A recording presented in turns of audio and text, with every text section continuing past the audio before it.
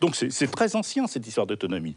Bon, ce que veut faire Blanquer, ça va beaucoup plus loin, puisqu'il pense que les établissements devront avoir un profil d'offre de formation. Donc on n'aura pas les mêmes choses suivant qu'on habite à Paris, centre-ville, ou qu'on habite, par exemple, à Évreux, pour ne parler que de moi.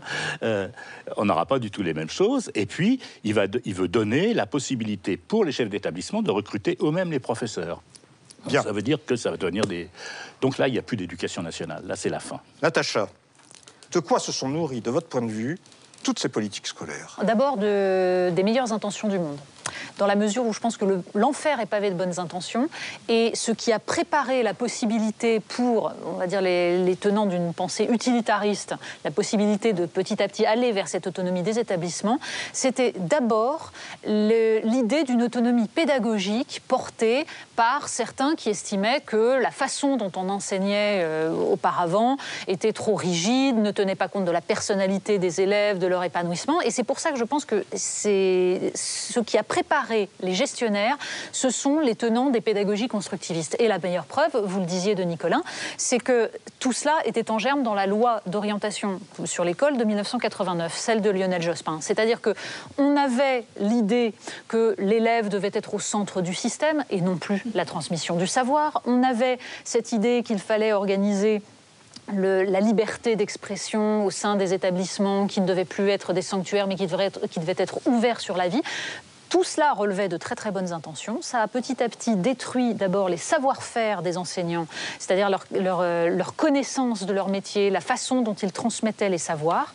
Et ensuite, ça a petit à petit dégradé le système en lui faisant perdre d'abord toute sa raison d'être. C'est-à-dire que les professeurs, les jeunes professeurs qu'on voit aujourd'hui ne savent parfois pas quelle est la justification de leur présence devant les élèves, puisqu'on leur explique depuis des années qu'ils ne sont que des animateurs du groupe classe, comme je l'ai entendu si souvent.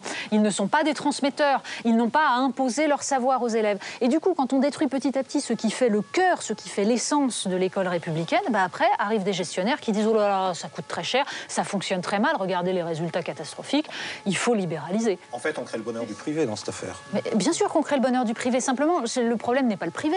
Le problème est que l'école publique, l'école de la République, est petit à petit détruit ses propres savoirs. Quand on a 25% d'élèves qui arrivent en 6e avec des très grandes difficultés en lecture, en mathématiques, ensuite la situation ne fait que se dégrader tout au cours du secondaire. Et on arrive à un baccalauréat qu'on est obligé, évidemment, de dévaloriser en donnant des consignes aux professeurs pour qu'ils ne jugent pas l'orthographe, qu'ils ne jugent pas la grammaire, qu'ils ne tiennent pas compte, qu'ils ne demandent surtout pas des savoirs extérieurs à ceux qui sont dans les documents donnés. Et puis, du coup, on arrive au constat que, décidément, ça ne marche pas et qu'on va donner des volants horaires, en effet, une autonomie. C'est-à-dire que tout ça se tient ensemble.